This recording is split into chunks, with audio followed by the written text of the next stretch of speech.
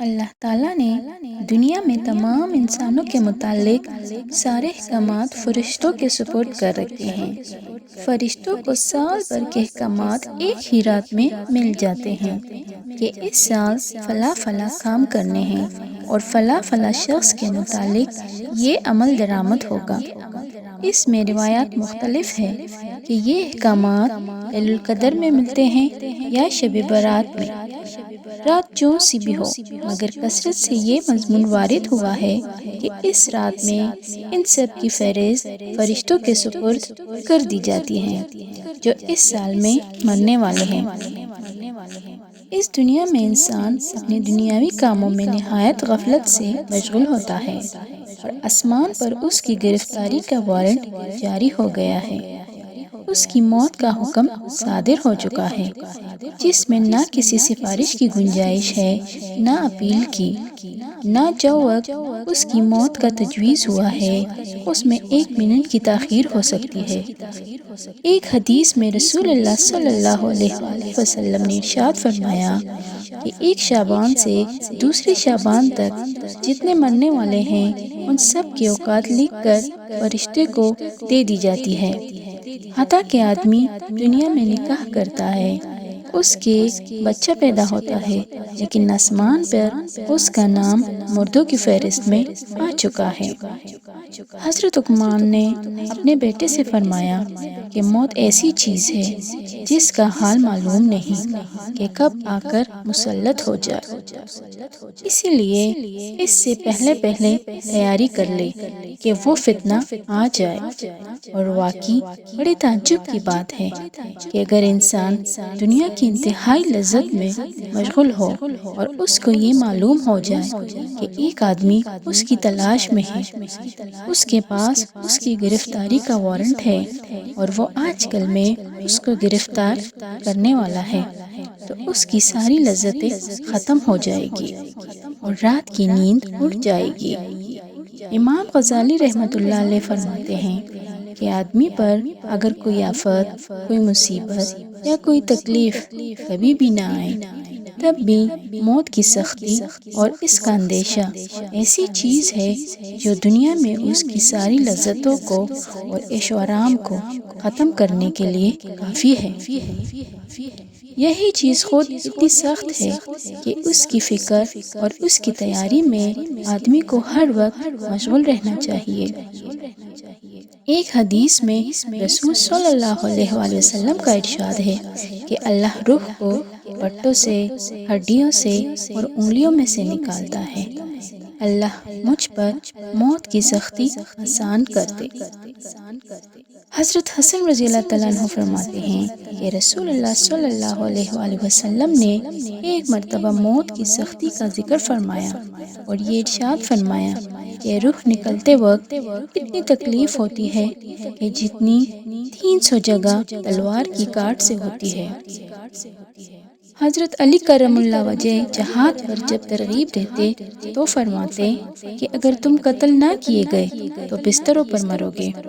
قسم ہے اس ذات کی جس کے قبضے میں میری جان ہے کہ 1000 جگہ تلوار کی کاٹ سے مرنے کی تکلیف زیادہ سخت ہے۔ حضرت شداب بن اوس رحمۃ اللہ علیہ کہتے ہیں کہ موت دنیا اور آخرت کی سب تکلیفوں سے زیادہ سخت ہے۔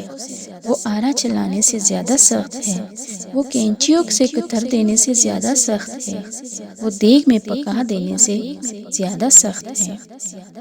اگر مردے قبر سے اٹھ کر مرنے کی تکلیف بتائیں تو کوئی بھی شخص دنیا میں لذت سے وقت نہیں گزار سکتا، میٹھی نیند اس کو نہیں آ سکتی۔ کہتے ہیں کہ حضرت موسیٰ علیہ السلام کا جب وصال ہوا تو اللہ تعالیٰ نے دریافت فرمایا کہ تم نے موت کو کیسے پایا؟ انہوں نے عرض کیا کہ میں اپنی جان کو ایسے دیکھ رہا تھا جیسے زندہ چڑیا کو اس طرح آگ پر بھونا جا رہا ہو کہ نہ اس کی جان نکلتی ہو اور نہ اڑنے کی کوئی صورت ہو۔ حضرت عائشہ رضی اللہ تعالیٰ عنہ فرماتی ہے کہ جب حضور اقدس صلی اللہ علیہ وآلہ وسلم کا وصال ہو رہا تھا تو پانی سے بھرا پیالہ آپ صلی اللہ علیہ وآلہ وسلم کے قریب رکھا ہوا تھا۔ آپ صلی اللہ علیہ وسلم بار بار اپنے مبارک ہاتھ کو پیالے میں ڈالتے اور پھر منہ پر ملتے تھے اور فرماتے، اللہ میری مدد فرما۔ حضرت عمر رضی اللہ عنہ نے حضرت کعب رضی اللہ عنہ سے دریافت کیا کہ موت کی کیفیت بیان کرو۔ انہوں نے عرض کیا کہ امیر المومنین، ایک کانٹے دار ٹہنی کو آدمی کے اندر داخل کر دیا جائے جس کے ساتھ بدن کا ہر جزو لپٹ جائے، پھر ایک دم اس کو کھینچ لیا جائے، اسی طرح جان کھینچی جاتی ہے۔ یہ سب تو مرنے کی مختصر کیفیت تھی۔ ان سب کے علاوہ ملک الموت اور اس کے مددگار فرشتوں کی صورتوں کا ایک خوف ایک مستقل مرحلہ ہے، جس صورت پر وہ گنہگاروں کی جان نکالتے ہیں۔ وہ ایسی خوفناک صورت ہوتی ہے کہ کبھی سے کبھی آدمی بھی اس کے دیکھنے کی طاقت نہیں رکھتا۔ حضرت ابراہیم علیہ السلام نے ملک الموت سے فرمایا کہ تم جس صورت پر فاجر لوگوں کی جان نکالتے ہو وہ مجھے دکھاؤ۔ انہوں نے فرمایا کہ آپ یہ برداشت نہ کر سکیں گے۔ حضرت ابراہیم علیہ السلام نے فرمایا کہ نہیں، میں برداشت کر لوں گا۔ حضرت اسرائیل علیہ السلام نے عرض کیا کہ اچھا، دوسری طرف منہ کر لیجئے۔ حضرت ابراہیم علیہ السلام نے منہ پھیر لیا۔ اس کے بعد جب حضرت اسرائیل علیہ السلام نے عرض کیا کہ اب دیکھ لیجئے، حضرت ابراہیم علیہ السلام نے جب اوپر دیکھا تو ایک نہایت کالا آدمی، دیو کی شکل، بال بہت بڑے بڑے کھڑے ہوئے، نہایت سخت بدبودار کالے کپڑے، اس کے منہ سے ناک سے آگ کی لپٹیں نکل رہی تھی۔ حضرت ابراہیم علیہ السلام کو یہ دیکھ کر غش آ گیا۔ بڑی دیر بعد میں افاقہ ہوا تو ملک الموت اپنی پہلی صورت پر تھے۔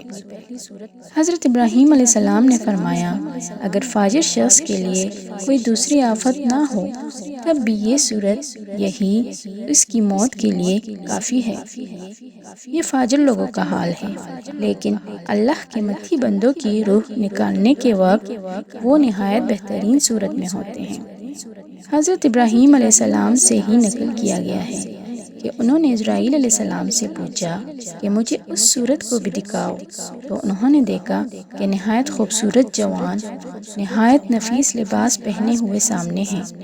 حضرت ابراہیم علیہ السلام نے فرمایا کہ مومن کے لیے اگر مرتے وقت اس صورت کے علاوہ بھی کوئی فرحت کی چیز نہ ہو تو یہ بھی کافی ہے۔ اللہ تعالیٰ سے دعا ہے کہ اللہ تعالیٰ مجھے اور آپ سب کو اپنے نیک بندوں میں شامل فرمائے اور موت کی سختی سے بچائے اور ہمارے تمام گناہوں کو معاف فرمائے۔ آمین یا رب العالمین۔ اگر آپ کو میری محنت پسند آئی ہو تو چینل کو ضرور لائک اور سبسکرائب کریں۔ شکریہ۔